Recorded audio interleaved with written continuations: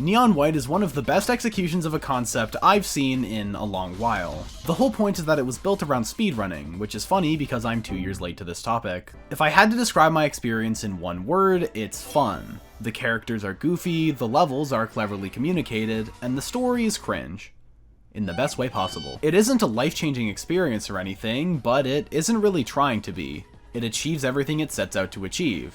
The concept itself is pretty simple. It's a shooter, but the guns also give you movement options. Dashes, stomps, grappling hooks, little balls of plasma you can jump with. But the way it's implemented and expanded upon to the fullest is so satisfying. Everything is so nicely communicated without directly spelling anything out for you, like a lot of games like to do nowadays. Game design is something that often goes unnoticed. Do it wrong and everyone can tell, but do it right and to the player it almost feels like you've done nothing at all. The most well-designed games trick the player into thinking they've learned it themselves. They may be the ones controlling the game, but the designer controls the player. Until they start speedrunning.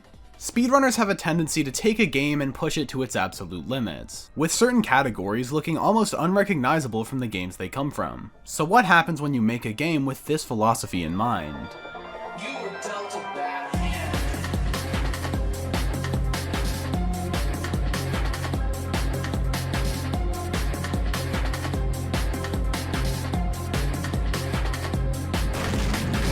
According to interviews, the game's development started with the idea of weapon cards, but the multiplayer FPS format it was in didn't gel well with the mechanic. The context of Neon White's development is especially funny when considering the game its creator, Ben Esposito, made before it, Donut County. Both of these games are absolute polar opposites. One, a cute, casual, relaxing game anyone can play, and the other, a dopamine-maxing speedrunning game that literally markets itself as for freaks. As far as I'm concerned, Neon White is as gamey as video games get, and Ben clearly echoes this sentiment. To me, this is like a love letter. It's not specifically like any game in particular, but it's meant to be. It's meant to be about how much I love video games. Yeah, there's a story that a lot of people skipped, but the focus is primarily on the gameplay. Some might describe Neon White as a movement shooter, but it's honestly more like an obstacle course. You run through level after level using the abilities provided to decode what the level demands of you. Shoot here, ability there, and you get the time as low as possible. The game I'd most compare it to is actually CSGO Surf. Both are heavily reliant on unique movement. They're both intrinsically fun just by engaging with the mechanics, and they both have a large focus on speed. The game doesn't really have any enemies. It has these little demon guys, but they kinda just stand there waiting for you to kill them while shooting a projectile every once in a while. Projectiles you can use to get a little speed boost to lower your time. They're obstacles. Even in the boss levels, they don't really feel like fights, just following Green through his specially designed obstacle course he made just for you. But a game like this is only as good as its level design, and luckily for us, that's the spot where Neon White excels. Heaven is a trip.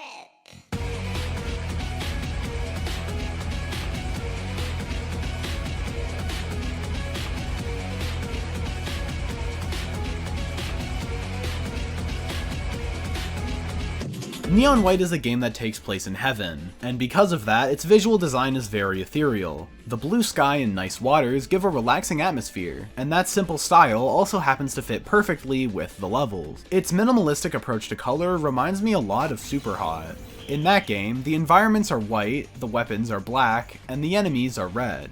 It's purposely designed to prioritize clarity, something very, very important, especially when you're expected to run through these levels at shocking speeds. While not taken as far as Superhot, Neon White does do a similar thing. Environments are white, with green plants acting as the guiding line. Blue water is often on the ground, acting as a path that speeds you up as you run on it. Explosive barrels and breakable walls are red. The guiding light is yellow. Each card is a different color, and the enemies that drop each card have different designs with colors that match their cards. This makes playing through levels really natural, as you're immediately able to put the pieces together without even thinking. The game is very aware of this, and it's not afraid to straight up subvert expectations and troll the player, reminding them to never get too comfortable. Oh my, a treasure chest! I must open it to get a card!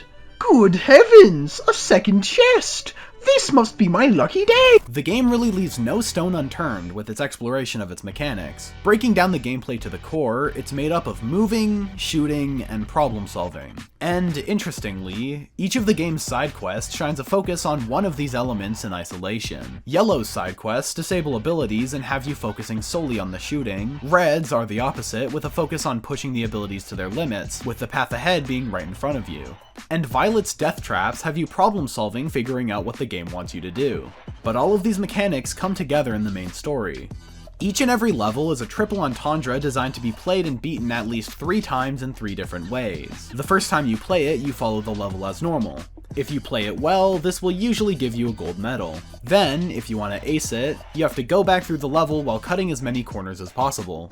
As a start, the game gives you a little guiding light that shows an intentional skip, but theoretically, you could skip as much of the level as you want to. The only limitation is that you have to kill all the demons, or the little portal at the end doesn't open. This means you'll have to snipe them from across the map when you perform skips, adding a layer of risk and reward that keeps the game interesting, especially for more experienced players. Then there are also the optional gifts you can collect. Here you have to search around the level to see where it's hidden. Usually this forces you to reroute the level, trying to conserve as many abilities as possible. A fun alternative challenge that's not focused on speed. It's directly a puzzle. It gives you all the pieces, and you decide how to use them to get where you need to go. All of these together turn a 15-second level into several minutes of engaging, action-packed fun. But more importantly, it tricks you into thinking like a speedrunner. By getting you to replay the level thinking of how to get through it faster, to an extent, the player has to reverse engineer the levels to find out which parts are worth skipping, and if doing a potential skip really does save time over doing it normally. If you follow speedrunning, all of this will seem all too familiar, as this is the process they've gone through since its inception.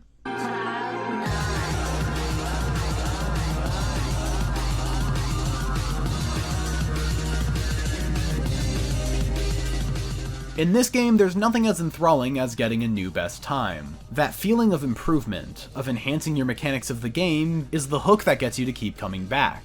Basically, Neon White just wrote the record progression of every speedrun into the DNA of the game. When people start speedrunning, the early record holders are people who are just really good at the game, using the intended methods to beat it faster than the average player. Then, as a community forms and more people are brought into the scene, more scrutiny is given to the route, and bigger diversions are made from the original game, eventually leaving the original version of the game almost completely alien aside from niche categories. Neon White takes casual players through a similar experience. They go through the level as intended, go through it again a few times to find a better route, and slowly but surely the player is taught to play like a speedrunner and skip as much of the level as possible. The only difference is that these skips are intentional. They were designed like that. Usually. See, the thing with speedrunners is that breaking your game isn't a matter of chance, it's only a matter of time.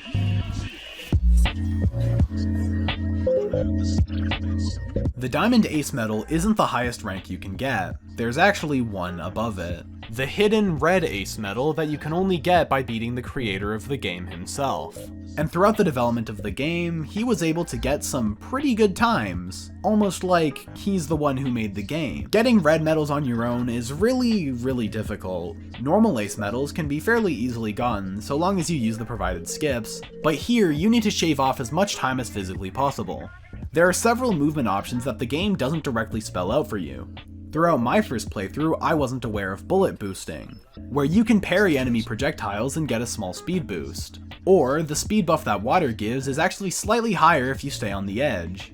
Or jumping on slopes being faster than running up slopes. Or double purify being more efficient than using 2 separately. Or coyote jumping, I can go on and on and on. In order to really get good at the game, you have to engage with the community, through direct means, or indirectly through guides and spreadsheets. Something I want to add is how good of a multiplayer experience this game is. You might think there isn't any, and you'd be correct, but when given just one little friend leaderboard to compare level times, the competition practically builds itself. I was first introduced to the game through a friend just screen sharing it in a Discord call, and since then I've recommended it to plenty of other people because video games, even single player ones, can bring us together.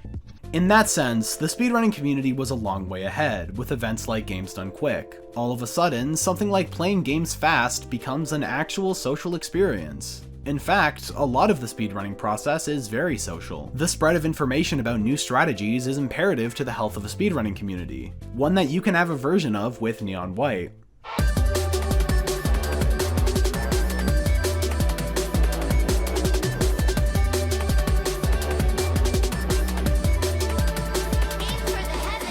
There's one mechanic in this game that I feel deserves its own section. In the last normal world of the game, White gains access to a page from the Book of Life, known in the community as Boof. This card isn't like any of the other disposable weapons. With this one, the rules of the game are rewritten. It removes the need to kill all of the demons, and gives you the ability to teleport to any interactive objects in the area, with an insane range to boot, pushing the idea of traditional skips to their theoretical limit. It's the most robotic and technical gameplay you can perform. The maps just fade away as your new concern becomes looking for the next opening.